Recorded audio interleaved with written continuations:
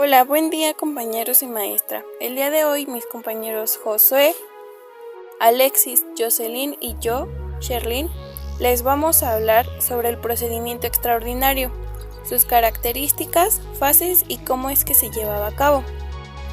Este sistema ya no estaba basado en dos etapas, que eran la in iure e apud iudicem, y estaba regulado por el Estado. El proceso se llevaba a cabo por un juez y éste aceptaba o negaba la acción, fijaba los términos y dictaba sentencia. En este sistema desaparecen las formas de citación y se citaba por una orden del magistrado de modo escrita o verbal. Si no se sabía el domicilio, se fijaban los requerimientos en lugares públicos por 3 veces cada 10 días, y si no se contestaba el juicio, se fallaba en su ausencia. En litis contestatio, solo las partes narraban sus pretensiones. Primero el actor y después el demandado se defendía. A partir de este momento se tenían 3 años para resolver el proceso. Se admitía la contrademanda o reconvención. Las pruebas admitidas para esta eran la documental, testimonial y pericial. Las penas ya no son pecuniarias. La sentencia podía apelarse y se presentaba ante el juez y se interponía un plazo de 10 días de manera verbal o escrita. Después de este proceso, quedaba firme la sentencia y podía ejecutarse por los guías de ejecución conocidos. A continuación, veremos algunas de sus características. Se desarrolla íntegramente ante un magistrado juez, funcionario público que actúa a nombre del emperador. El magistrado juez instruye, conoce y resuelve el asunto y así se convierte en un procedimiento uninstancial. Al ser el magistrado juez un delegado del emperador y por ende del Estado. Los gastos devengados en un juicio deben ser cubiertos por las partes. La situación del demandado reviste un carácter semioficial. El demandado puede ser citado de forma privada. En el derecho posclásico existió el emplazamiento por orden judicial o por edictos. Los trámites procesales deben ser por escrito. Se levantan actas en cada sesión. El actor presenta la demanda por escrito, las pruebas y lo mismo debe hacer el demandado. La acción y la excepción pierde su tipicidad a partir de este procedimiento. Son solo formas de pedir protección jurídica, aunque conservan su nomenclatura clásica. Prevalece la prueba documental sobre la testifical. La sentencia puede ser impugnada mediante el recurso de apelación ante un magistrado juez superior jerárquico. También hablaremos un poco de su evolución. Era aplicado normalmente en las provincias romanas, donde los juicios entre particulares se desarrollaban entre magistrados locales. Dependían del prefectus para poder llevar los procedimientos. En Roma e Italia se empezó a aplicar el procedimiento extraordinario en las controversias entre particulares. Primero se llevaban a cabo los procesos de la extraordime por la ley como los fideicomisos, tutela, parientes, pagos de trabajo, el estado de libertad de un individuo, etc. El procedimiento extraordime empezó a sustraer otras materias de la jurisdicción del pretor para confiarlas a magistrados. Litis contestatio. Las partes y los abogados juran procesalmente que les asiste el derecho, fijándose con ello las pretensiones de las partes, postulatio simplex y contradictio. Sin embargo, el demandado puede en cualquier momento del proceso oponer sus excepciones. De ahí que la litis contestatio en la cognitio extra ordinem ya no tiene el efecto novatorio y fijatorio de la litis. Los efectos de la litis contestatio dentro de la cognitio extra ordinem son 3.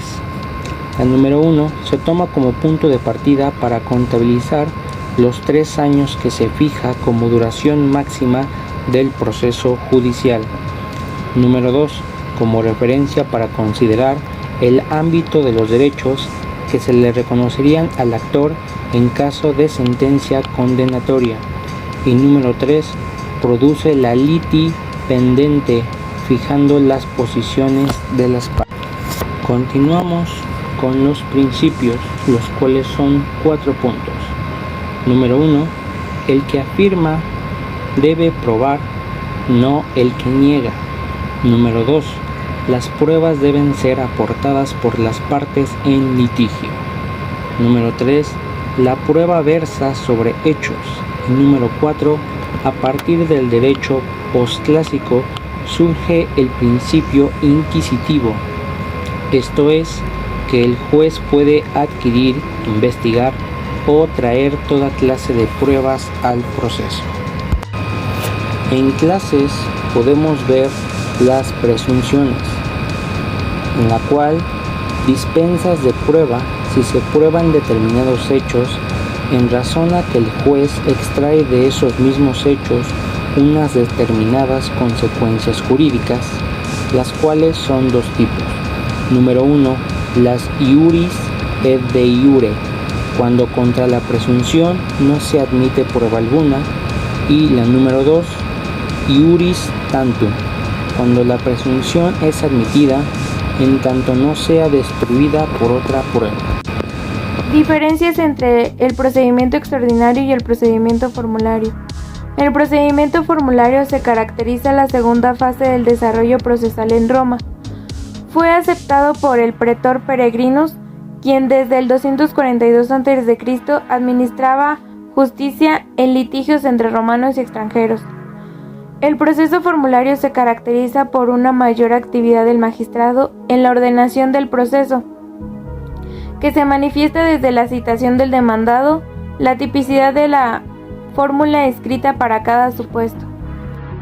En el procedimiento formulario, la litis contestatio es un momento jurídico procesal un poco más complejo que suele confundirse con el momento en el que el demandado recibe la fórmula del demandante y la acepta, quedando así definido el juicio. La acción en el proceso extraordinario consistía en la facultad de pedir al Estado que decidiera una controversia. Aquí se puede ver que la resolución que se dictaba era consecuencia de la intervención del poder público y no el resultado de un acuerdo entre litigantes. Además, en el procedimiento extraordinario se caracteriza por su simplicidad y su brevedad, por la limitación de objetos que se pueden discutir en un seno, las prestaciones indicadas ante la ley sin posibilidad de reconvención para el demandante, y en el procedimiento extraordinario la litis contestatio adopta una fisonomía diferente, puesto que si bien remite en un momento procesal específico, esto es el momento en el que la demanda es notificada al demandado, sus efectos dejan de ser lo que habían configurado durante la vigencia del procedimiento. En el esquema siguiente podemos observar que en la monarquía se contaba con un proceso de órdenes de ley que pasaba por un orden judicial privado. Esto quiere decir que las partes acudían ante un magistrado y le exponían sus pretensiones, y así se expedía una fórmula que se le llevaba al juez. Y él resolvía, y también tenía un carácter declarativo, también conocidas como las legis actio, que eran declaraciones solemnes acompañadas de ciertos aspectos que el particular pronunciaba generalmente ante el magistrado, con el fin de proclamar un derecho que se le discutía o de realizar un derecho previamente reconocido.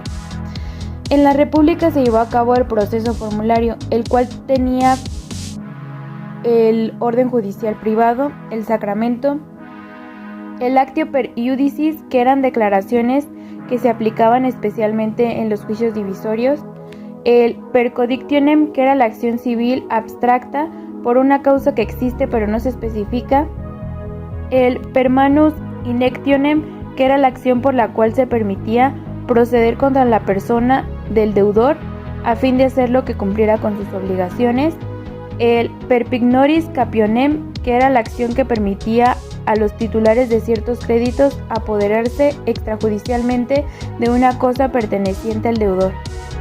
En el imperio surgió el proceso extraordinario, que contaba con un orden judicial público. Esto quiere decir que las peticiones y resistencias de los litigantes se presentaban ante el magistrado, quien tomaba nota de la posición de cada parte y así conducía el proceso y dictaba una resolución.